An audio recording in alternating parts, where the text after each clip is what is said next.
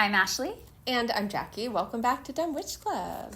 Yes, welcome back. It's not as hot today. Oh my God, you're right. It's not as hot today. But I was like, did you bring out cards for the card pull? She did. I just had a heart attack. I'm so sorry. And now I scared you. You scared me. That was real. That was real. That's sorry. setting us up for future conversations that we're going to be having about being scared. That scared me. I wouldn't have been surprised if I forgot them. But that was a legit panic moment. Yeah, you did. You had a full-on panic moment. And I never have those. I mean, I've had them, but not like this, in this context. Mercury's in retrograde and it's retrograding. I'm so sorry, everybody. Can I please just say, today was just full of garbage moments like that. And I was annoyed by all of it and just what is going on. No, you're right. You're right. That was weird though. That was weird. You gasped. I know. Gasp, you gasped. It was such a real, now my heart's beating too. I guess it's the gasp you gasped. Is that? Witch? Yeah. It's like the past, I don't know. I've seen that on social media. Is that true? I don't know. I've seen people say it on social media. Like the gasp I gasped. Gusped? Yeah. I can't be real. Because it's like the past tense. I know. It doesn't sound I'm going right. on Merriam-Webster right after this. Okay. Oh, she'll disagree. She'll be like, this is not proper. She's British. She's not British. No. Moon Witch. Moon Witch. Card pull. Let's do it. We need to focus. We're a little all over the place. Again. Do you want me to pull? Yes. Okay. You don't want to pull? Nope. I do not. Okay. Not today. Got you. I've done it a couple times.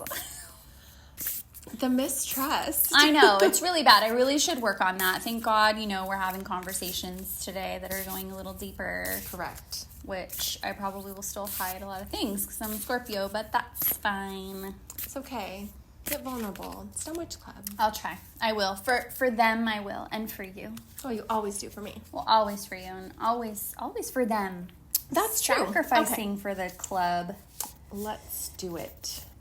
This is Cast a Circle. This is perfect. Healthy boundaries are crucial for growth. This is a perfect pool. Cast a circle. It's pretty. Artwork's pretty. There's kind of like a sword with like a flower and a leaf kind of going around it, but then there's a circle around it and it's like gold and gilded and pretty. So yeah, healthy boundaries are crucial for growth. That is 100% true. I mean, I don't even know what else needs to be said about that. It fits perfectly with what we're talking about. I have drawn this card from this deck multiple times. I feel like we've drawn it on Dumb Witch Club. Yeah. And every time I do, it just always makes me feel really good because I feel like it's a reminder that I'm safe and that it's okay.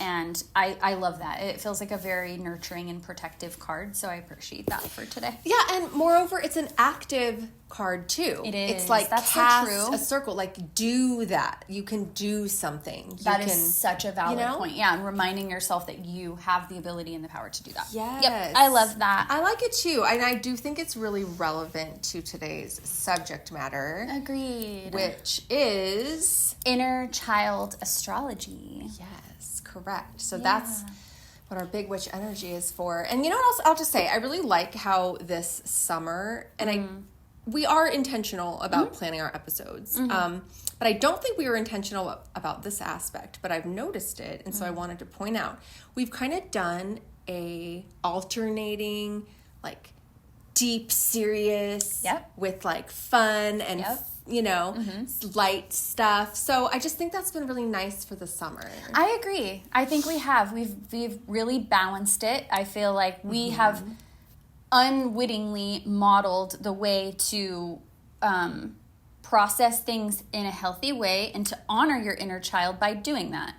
I think you're absolutely right. Our spooky slumber party episode. So fun and cute and light and funny and comedic and adorable, if I do say so myself. Amazing. And then couple that with shadow astrology. Yes, which was deep and dark and back to the feels and the vulnerability and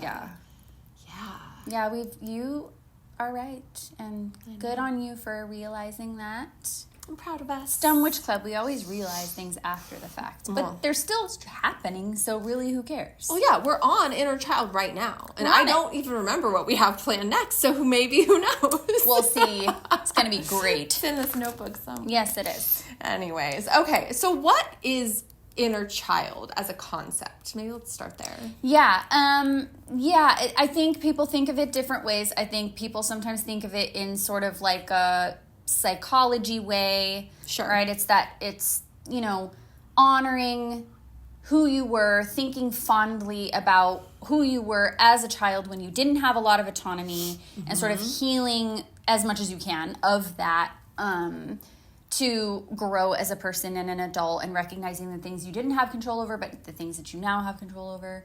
Yeah. I think that's like the general concept of inner child, right? Yes, absolutely. And I think it's about identifying, recognizing, and honoring all of the past versions of ourselves that we still sort of hold inside of ourselves as we have grown and grown up.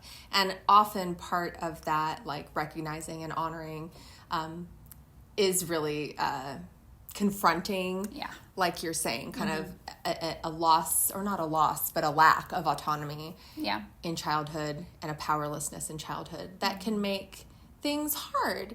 And if you carry those wounds forward, as we all do, right, without taking a look at them, without healing them, you may find yourself suffering the same patterns over and over again. So there's similar to the shadow astrology concept, right, but a little different, a little more focused on this kind of specific, like, child self that we all have within us. Yes, we do. And I think there, we want to mark the difference between the child self and the childhood, and the way that those things are sort of showing up in your natal chart, which is what we're going to be touching on today. Yes, because we're obviously bringing the astrology to this. Yes, and making it very personal, which is the other thing I think we've been trending towards in our episodes too, is looking more at those natal chart, placements, and having people kind of analyze that and look into that. So that's one aspect of it. And then the other is really that, where can we look in the chart to honor our inner child? And that's more of a sense of like fun in a way, and like joy, and like certainly safety and comfort in those things, but there's just a little bit more joyfulness too. Yes, and I think I really liked the way that you worded that, and sort of separating out the concepts of like childhood is like your experiences of being a child. Yeah. Like actually. Right. But we all like carry a childlikeness inside of ourselves too, which might be really separate from your actual childhood experiences too. Yes, exactly. It could be what you wanted it to be. Exactly. And then, then we're kind of coming almost full circle already to like, as an adult, you are empowered to access those parts of yourself in a way that maybe you even couldn't as an actual child. Exactly. So, and like that's so transformative and so cool, so much energy there. Okay, all right. So, I'm excited. Me too. Where are we going to start? Let's start. Okay, let's start. Yes, looking at our natal charts. Where do we look? So one of the important places to look is what your moon placement is. Yep. And the sign that your moon is in. It's as we talk about multiple times, and maybe you don't know this, and so we can treat it sort of as brand new, but the moon is your emotional center. It's the way that you process emotions and how you feel safe.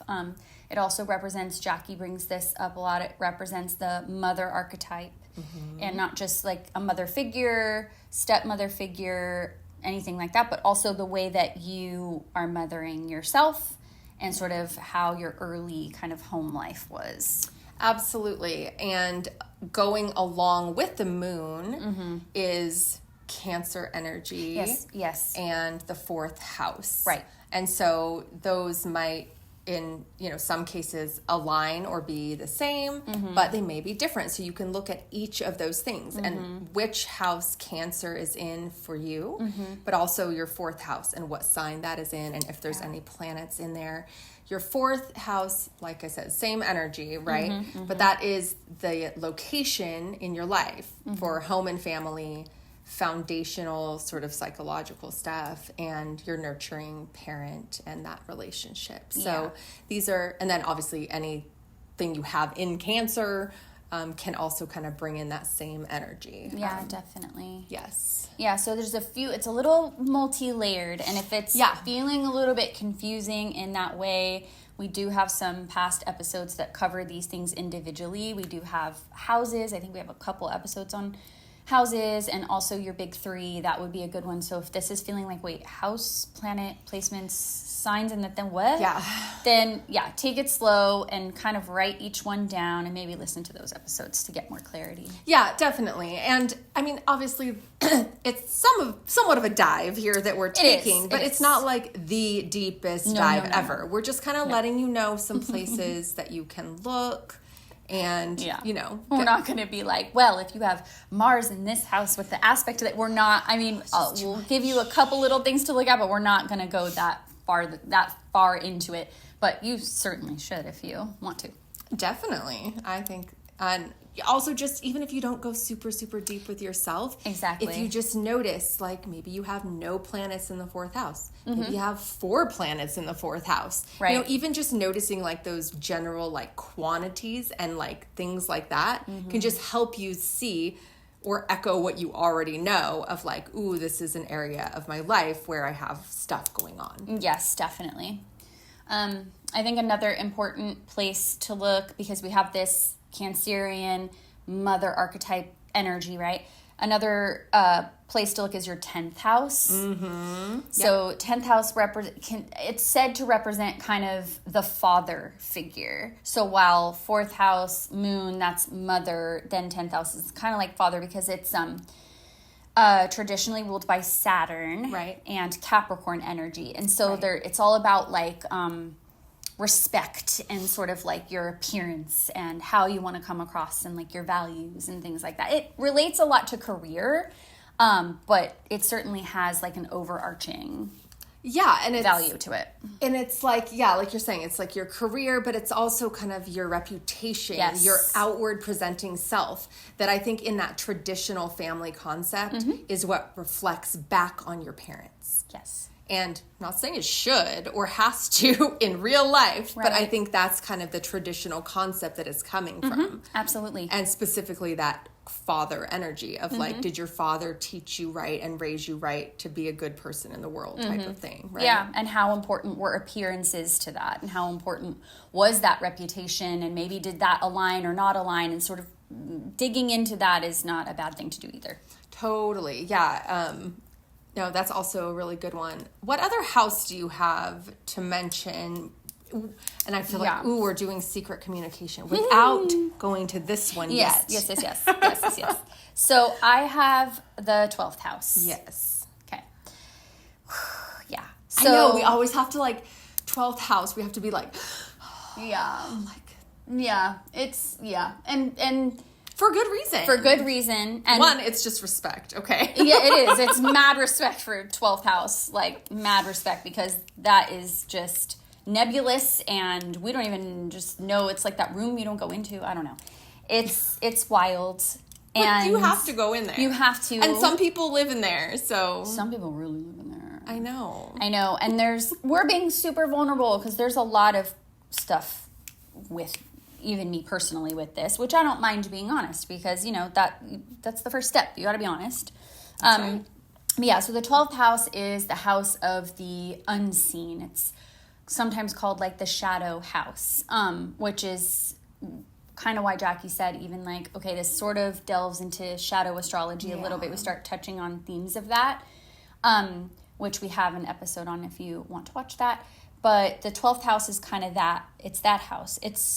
It's where the things are that we maybe don't really want to look at. We don't want to shine a whole lot of light on. It's how we approach our mental health and how we either work on that or don't. Right. But it's also like our psychic center too, and it really goes into our intuitive nature, and then also sort of like the big lessons, right? So definitely looking at that in terms of looking at where identity was maybe challenged when you were younger, or you struggled there, or safety. And then, so The other one I was going to mention is looking at your Chiron. What sign your Chiron Yes. So is in. now we're getting into, so Chiron is like a newer asteroid, which is treated sort of as a planet, where you look at where it is in your chart. It can be obviously located in a house, but also is in a sign, like any of the other planets. Sometimes it's hard. Not all reports will automatically give you your Chiron placement. So on some reports, and depending, you can go to like advanced and select specific asteroids to give you, or sometimes you just have to pay for a more thorough reading to get like all of those. But anyway, so just to say, so Chiron is associated with your kind of core wound, right? Yeah. And your wound healing and the power that you have to sort of transmute that wound. My Chiron is in my 12th house. So yeah. But it's not like a wholly negative thing. That's the thing, right? Like, it might be like a little intense to confront these things when you see them, but then there's opportunity there. And when looking at that, you want to look at how they're aspecting other planets and what those planets are doing. And when I look at that, for me, I won't go into detail on it, but I have a lot of positive aspecting. So it makes sense. Like, I'm working on that, and I've been working on that, and it is something that I know is my life's work to do. Yeah. And it's also, that's exactly why it's hard for you to talk about it. Of course. I want to choke on every single word I'm saying when I'm talking about it. Because it's in your 12th house. It's in the house where your nature is going to be to want to keep that hidden and private, because, if all of that was in your first house, it would probably be really obvious to everyone that knew you. Totally. And not in a bad way. No, not in a bad way. But your struggles will be like worn on your sleeve. Exactly. Whereas in your case, they're not. And you don't really, love putting that out there. No, I don't. But it's important. So, yeah. I'm proud of you. Thank you. Yes. So another asteroid that I wanted to mention is Ceres. Oh, yes. So this is like Ceres. This is Demeter. Yeah. Also, we've got the Greek and the Roman names kind of competing. So this is the mother of Persephone. I'm not going to go super into the myth at the moment, but she is sometimes called the Great Mother. And this, again, is another one that it might or might not show up on like just a basic report. Right. So if you'll have to look into it if you wanted to find this one out. But this is a really, really important body in the sky. Yeah. This has to do with self-esteem, with attachment, with the relationship between dependence and independence, the need to nurture and be nurtured, rejection, like grief, learning to share, and your relationship with food.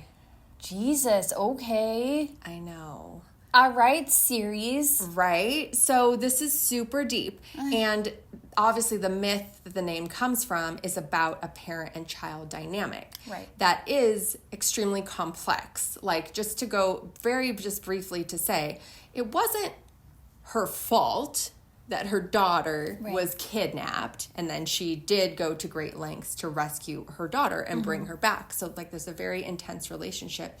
But part of the reason that Persephone was kidnapped was because her mother had sheltered her and protected her, and so Persephone didn't know how to recognize danger and protect herself. Right. So there's this really complex like attachment story in the myth that the asteroid is named after, which I think really just leads to all of that symbolism. So this is another one to just take a look at. It shines a light on what kind of internalized dynamics and struggles in all of those areas and things that, again, we all have, we all need to resolve in our lives.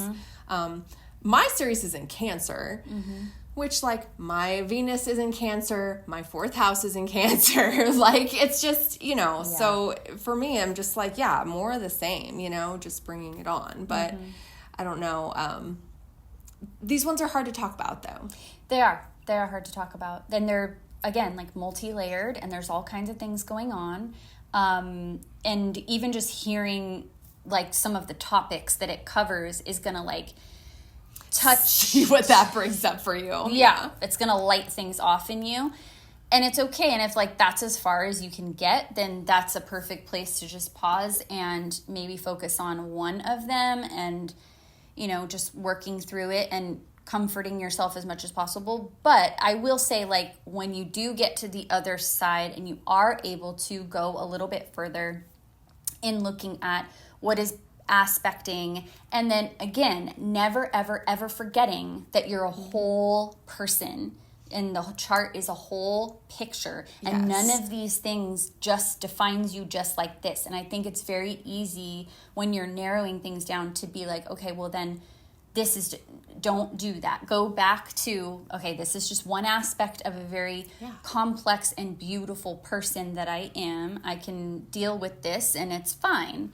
But you will discover things that make it, you'll understand more. You'll be like, oh, yep, I see that. That's tough. However, look at this aspect. Look at this other placement. Those help me through this. I've always done really well with balancing that because of this. There's always light on the other side. I promise there is. It's just about getting there. Yes. And I think like we were saying at the beginning about the concept of inner child, you're not that child anymore. And I don't care if you're talking about the version of you from 1 year ago or last week. Exactly. Like, you are not the same person. I mean, you're always the same person and you're never the same person. It's both. It's a paradox, right? So just to remember, like, whatever these wounds or things or painful places are, you have grown through them and past them already, even if you didn't even know that you did. You did. Yeah. So just to, you know, always keep that in mind. I think it's echoing what you were saying. Absolutely. And that's such a beautiful reminder. And I do see that, like, floating around sometimes on social media where they'll be like, I just want to say this to, like, my past self. Yeah. Like, I'm proud of her because of this. I always love that when I see that. And I love it, like, sometimes people are talking to their child self or their teenage self, but sometimes it's like the person they were when they were going through that really hard divorce that happened like 3 years ago, or like whatever. There's like all kinds of different versions of it, but every time I see it, I just think it's so lovely, and it just gives you so much power in that too. Like, you are not just recognizing that that's like wounded or challenging or tough. You're taking that and transmuting it into like, I love this about myself. It's not just something that happened and okay, we're just gonna put that over there. No, I love this because that has made me do these other things and allowed me to be these other things. So definitely. So I know we had said this is not all like, I mean, none of it is really doom and gloom anyway, but it's not all heavy. There's a really fun, light, lively aspect of inner child. So I think we want to talk about that for a moment, right? Yes. And this is really your like fifth house energy. Yeah. And whatever sign your fifth house is in is going to kind of determine, you know, the route that this can take. But what is this about? Fifth house is the fun. It's the party house. It's the fun house. It's the fun house. We love the fifth house. I have so many placements in the fifth house. Love the fifth house. It's the place where you can see some joy in this. It's the creativity house. Yep. It's the self-expression. The Leo is the ruler of the fifth house, and the sun, right? So it's very much about owning like exactly who you are and what brings you pleasure and what makes you unique and special and what you kind of pour your creative energy into. It literally is about playfulness too. Like, that's a big aspect of the fifth house. And so that's a great place to look and to start if you really are trying to maybe like get back to the things you did enjoy when you were an actual child. Yep. And honor those things. And it doesn't even have to be those exact same things, but the things that make you feel childlike now, the things that give you that childlike sense of wonder currently. Yes, which is like also throwing me back to last episode about the spooky slumber party. Exactly. Like, we kind of talked about that for a moment, and how, you know, it brings back kind of the best things that you did do and get to do as a kid. Yeah. And the self that you got to be, like, kind of carefree and just having fun just for fun's sake, you know? Totally. And I think it can take so many forms, and it's very interesting in terms of, like, looking at your fifth house, what sign that's in. You know, if it's, like, in a Sagittarius, for example, like, you might really find, like, your fun and your creativity in a certain kind of, like, having adventure and, like, going out or traveling, even if that's small. So, you know, you can kind of really find the unique way that you express that. And again, you might already know, and when you see it in your chart, you're like, oh, well, yeah, that is what that is. Absolutely. You know, which is always really cool, too. It kind of reinforces, like, oh, well, yeah, I know. I already know that, you know, about myself. Totally. Yeah. It is one of those ones that, like, is just very intuitive. It's almost like you don't need to do a ton of deep work with inner child and pleasing that. You know what makes you happy. You know what sparks joy in you. But you do have to let yourself You do have to let yourself. That's the thing. Like, yes, you do have to let yourself. Yeah. And that's why these things work in tandem. Yes. And symbiotically, because if you find that you can't let yourself, then that's the other side of this, right? And those are things that you have to address before you can get here. And that, if that is what's happening, that's more than likely, I will say right now, not your fault. That was never your fault. It never will be your fault. So dealing with that now, though, is something that you need to do. I'm sorry, but you do. And it's okay. It's time, but it's okay, because just see what's waiting for you on the other side. And if you weren't that way as a kid and you didn't get those things as a kid, but you wanted them, you can probably have them now, which is pretty sweet. Yes. No, it totally is. And I think it can be as simple and as cute as, like, buying stickers that you like and putting them on your water bottle or your computer, or, you know, it could be as cute and simple as that. Or, you know, it can be like playing Dungeons and Dragons with your friends where maybe you weren't allowed to play that game or play games at all in your house. So it's like, by focusing on this fifth house, the creativity, the playfulness, the, like, genuine self-expression, you are kind of, in a roundabout way, going back and healing the wounds that might exist in those other places that we were mentioning in your chart. So the healing is built into your chart too, like Ashley was saying before, about, like, different aspects and things that you can find that you know are helping you. Absolutely. And I think it's an area, and Jackie and I have both faced this in slightly different ways, because we have different personalities and different aesthetics and things like this, but we've like, what do you mean? What? They can't tell. Never. I love that. But yeah, like, this is an uncomfy place for people to go into, right?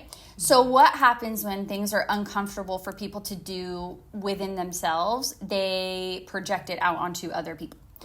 So when you are someone who has a strong inner child and you honor that and you express it outwardly, aesthetically, in these ways, you will get blowback from this. You will. We've both experienced it. Yes, that is true. I mean, we obviously could literally not care less.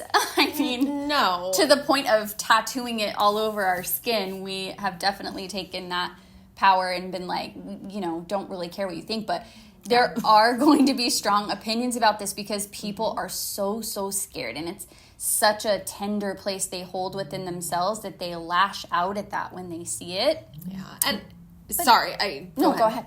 I was just gonna say, and that's just really an unhealed, wounded person. Yes, that's exactly what I was gonna say. That is them, and that is sad for them. It doesn't have to change you or affect you. You can have empathy or sympathy for that person if you choose to. I think that's probably healthy. But and you also need to have boundaries with those people.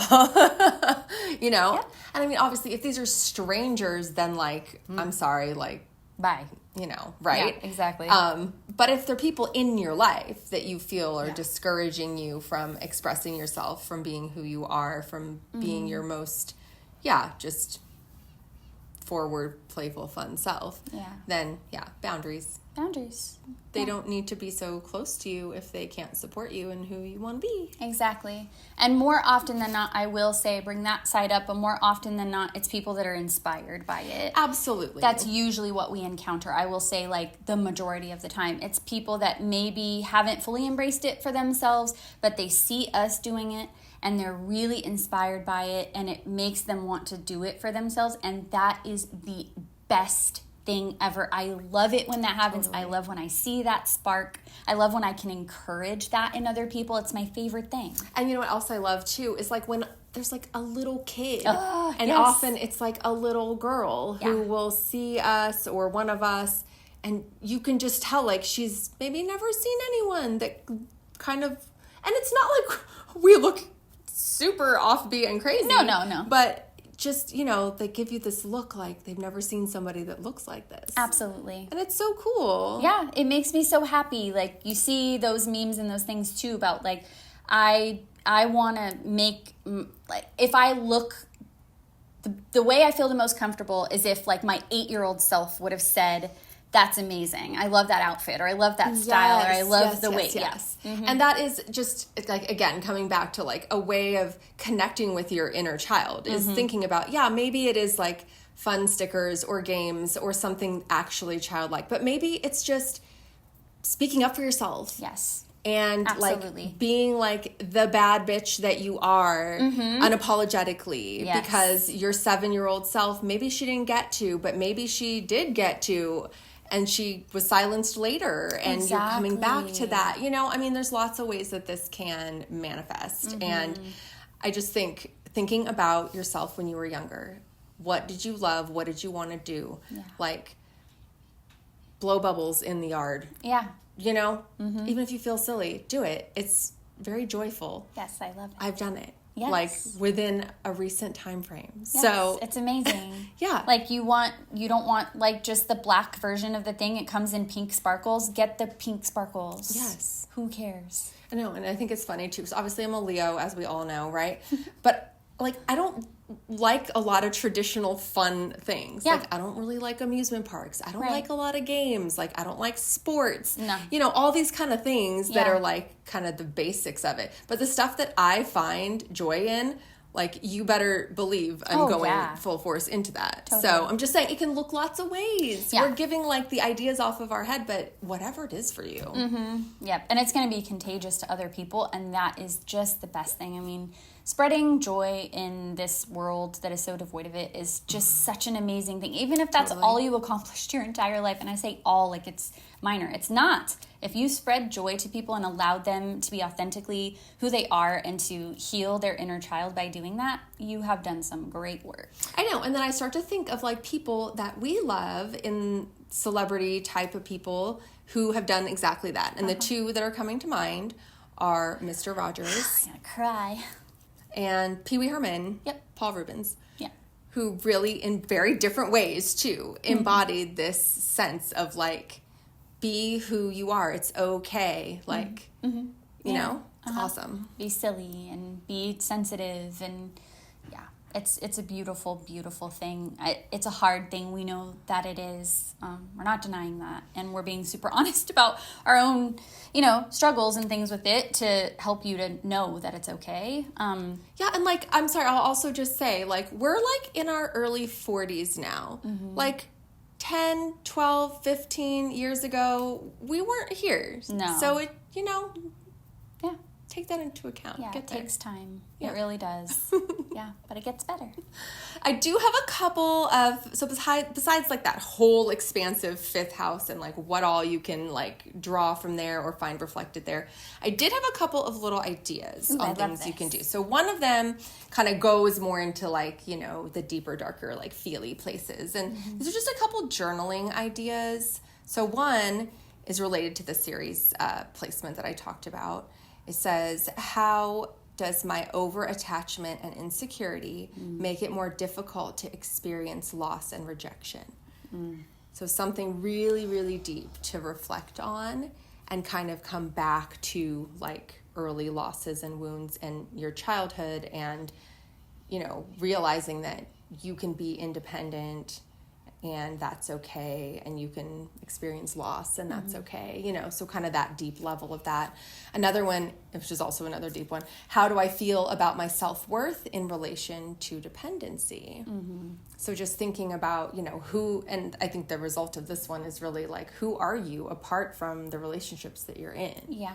And how are you kind of, you know, moving towards that fifth house sun energy? How are you an independent person that stands apart and stands alone while staying in connection with other people? So anyway, those are some kind of like journaling concept ideas for that.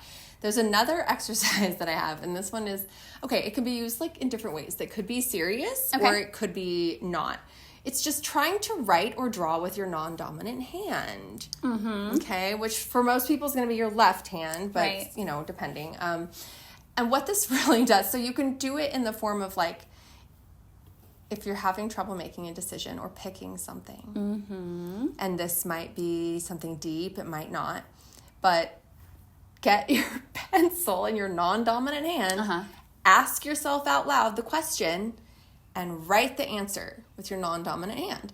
And it seems silly, like, aren't you just still thinking of the answer you want and writing it? Okay, yes, but also no, you're not.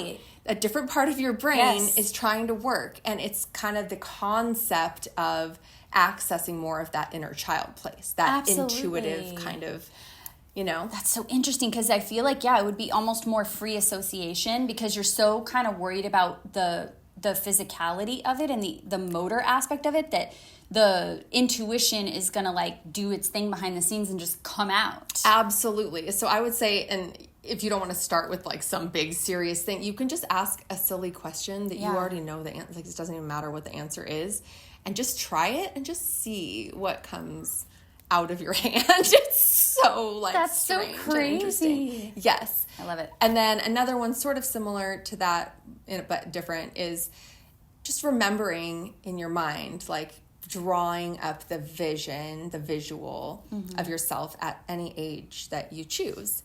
And just imagine yourself now, like hugging her, holding her hand, telling her like an affirmation, whatever words maybe you wish you had heard when you were a kid, you can say them now, and really just kind of visualizing that. You can kind of daydream it, or you can kind of like think about it as you're falling asleep.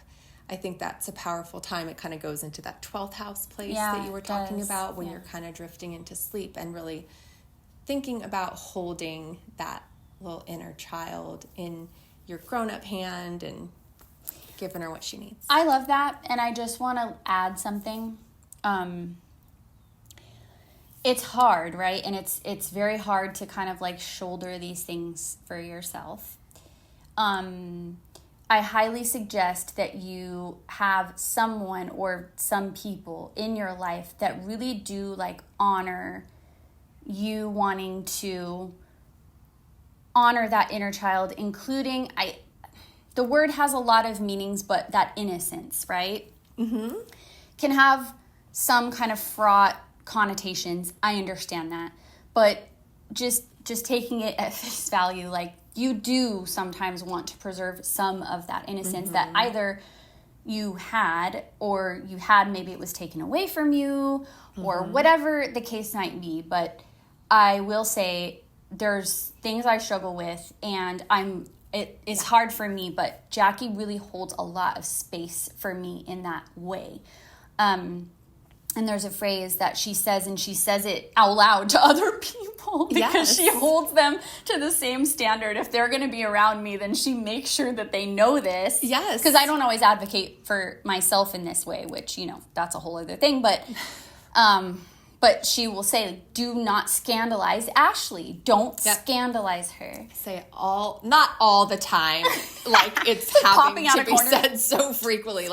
But no, I say it frequently. Yeah. And what we're talking about is like gore, horror movie stuff she hates, like violence, like she hates, like certain like form of like sexual things that take like an extreme or like a violent nature. Like she hates that stuff. Yeah. And if anyone, and even if they are innocently saying like, oh, there's this show on Netflix, it's about XY crime thing. I'm like, no, we're not talking about that in front of her. Like, do not scandalize Ashley. Mm-hmm.